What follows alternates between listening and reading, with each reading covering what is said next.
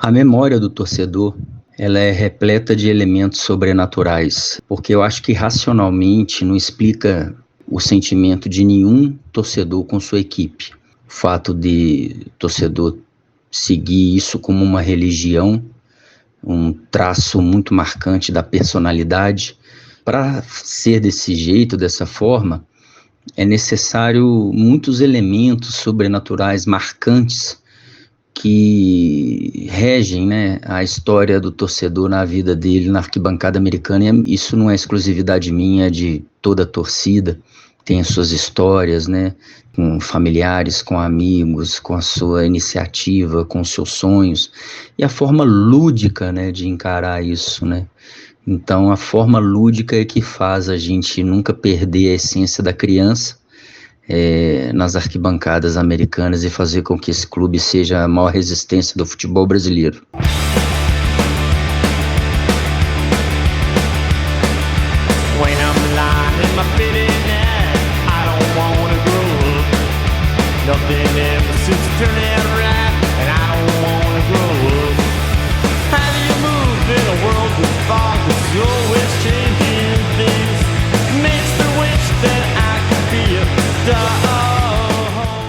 O capítulo de hoje eu vou explicar a grande final de 2001 entre a América e o Atlético, que mostra dois momentos distintos. A primeira final, o América passeou, enfiou 4-1, chocolate, com o Tucho jogando muito, o Rodrigo, Claudinei, o Wellington Paulo, o Fabiano, foi um show.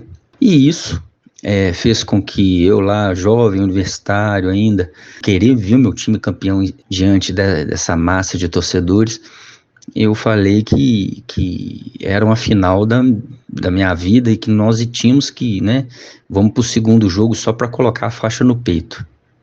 As primeiras memórias desse jogo quando eu estava chegando ao estádio, mas bem cedo, eu chegava bem cedo com meus amigos, e mesmo chegando cedo, a Abraão Caran, que dá acesso ao Mineirão, estava completamente tomada de gente e veículo.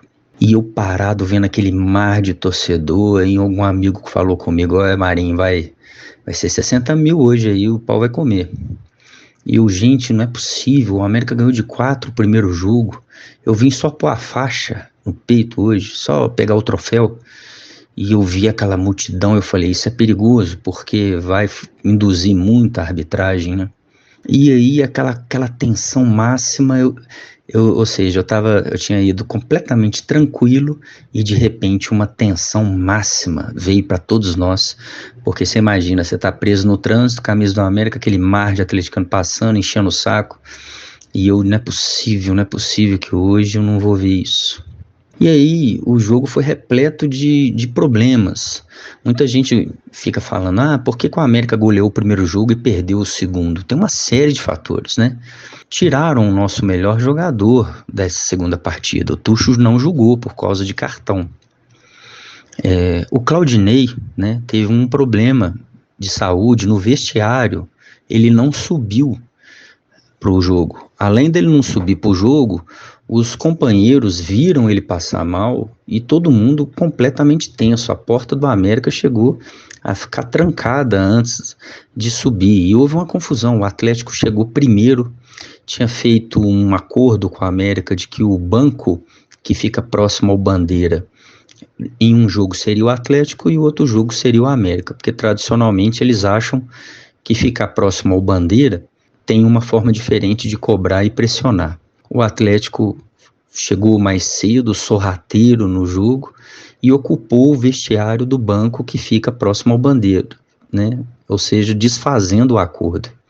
E o América, aquela confusão, o América não queria subir para o campo, aquela briga, o Veloso querendo que o jogo começasse, o goleiro do Atlético brigou com o diretor do América, e aquela confusão, e o América subiu com o meio-campo sem Tucho e Claudinei.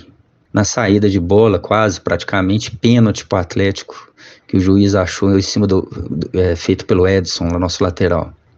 O Atlético vai começar a empilhar gols, né? Fez um, fez dois, aquela multidão explodindo o Mineirão, e chegou o terceiro gol deles.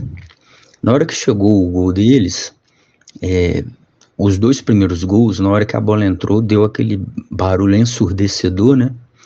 E no terceiro gol, o meu ouvido tapou de um jeito que eu não conseguia ouvir nada, só ficava um barulho de um zunido. Zzz, e eu comecei a ficar preocupado com isso. Eu falei, eu tô passando mal, eu vou sair daqui. Virei para trás, falei com meus amigos que eu tava passando mal. E aí tava muito cheio. E eu tentando sair assim, e eu comecei a chorar, porque eu fiquei lembrando que eu nunca tinha visto o América vencer uma final direta contra o Atlético, né? Já que 92 foi uma semi, 93 tinha sido o título, mas não houve final, e 99 a gente tinha sido garfado. E aí, 2001, eu falei, não é possível que vá mais uma vez eu não vou ver, como 99. Eu chorava no caminho e eu falando, não aguento mais, não quero ver isso, não quero ver eles encherem meu saco durante a semana, o mês seguinte, porque o campeonato regional ele tinha outra importância antigamente, né? E aí vem o meu caso sobrenatural é que uma junção de energias que eu interpreto, o América não deixou eu abandoná-lo, né? No sentido que eu falei que nunca mais eu ia voltar, não queria mais seguir o América, e aí o América não deixou. Na hora que eu tava naquele anel, aquela saída da arquibancada para a escada, né, que dá para o anel, tava lotado de pessoas, mas muito lotado. E eu não conseguia sair para fora, eu não conseguia sair para fora na região dos bares. E eu forçava e chorava, eu não tinha força para pedir para dar licença, porque estava muito cheio. E eu só chorava. E meio que inconsciente, a torcida do América que estava naquela região meio que me abraçou, como se fosse uma planta carnívora em que pousa uma abelha e a planta envolve toda aquela abelha, né? Então, na hora que me viu, eles meio que me envolveram assim de um jeito que não deixava eu sair. E aí eu brinco que foi o América, não deixou que eu abandonasse, né? A torcida do América, por uma força sobrenatural, meio que me abraçou no sentido de não vai embora. E eu lutando contra essa força. E quando eu consegui um pouco escapar, assim, chegando até os bares, o Mineirão estourou de novo. E aí eu falei, é o quarto gol do Atlético. Mas quando eu olhei pro estacionamento do Mineirão, aqueles pontinhos verdes naquele mar de carros, né? Os pontinhos verdes pulando, ou seja, alguns americanos tinham saído, já tinham entregado essa expectativa, e eles pulando no estacionamento, e eu dentro do Mineirão olhando aquilo. Essas histórias são tão sobrenaturais. Eu vi um torcedor com um rádio enorme, esses rádios antigos, ele jogar o rádio no chão e o rádio explodir assim na minha frente. E ele gritando, tipo, formas diferentes de desabafar, né? E eu vi várias cenas diferentes. Eu vi muita cena maluca nesse momento, muita gente deitada no chão, copos voando, aquela confusão. Dos casos mais impressionantes de 2001, um amigo meu tinha sonhado que o Alessandro iria fazer o gol do título. E ele, quando o Lula Pereira colocou o Alessandro, ele parou de ver o jogo. Ele ficava só olhando para o Alessandro. Então, às vezes, a bola estava lá na defesa do América, o América rifando a bola, se defendendo como pode, e o meu colega olhando para o Alessandro no meio do campo, vendo o Alessandro se movimentar. E ele falava, vai que dá, vai que dá. E só olhava para o Alessandro. As analogias começam nesses momentos, né? Bem sobrenatural. Me veio em mente, por exemplo, o América como se fosse um marinheiro inglês bem idoso, num navio de guerra, como naquele filme Mestre dos Mares, aonde eu naquela confusão, com aquela multidão na porta da arquibancada, eu querendo ir para fora, enfiar a cabeça debaixo da pia, né? Abrir a torneira, e o marinheiro olhando para um marujo próximo a um navio da fragata napoleônica, do Acheron, né? Que iria atacá-los, e aquela tensão, né? De um império que iria atacá-lo, e o marinheiro de vários e vários anos de experiência só olhou e mostrou uma tatuagem no punho, né? Hold fast, ou seja, aguenta firme, aguenta firme que batalha contra o Império nunca foi fácil. E é isso que eu entendi na saída da arquibancada. A torcida do América, numa forma inconsciente e involuntária, me abraçou ali com os dizeres: aguenta firme que nós vamos sair daqui campeão. O América foi campeão, eu não lembro mais o que aconteceu, eu só lembro do juiz apontando no meio, cenas de uma vitória medieval, né?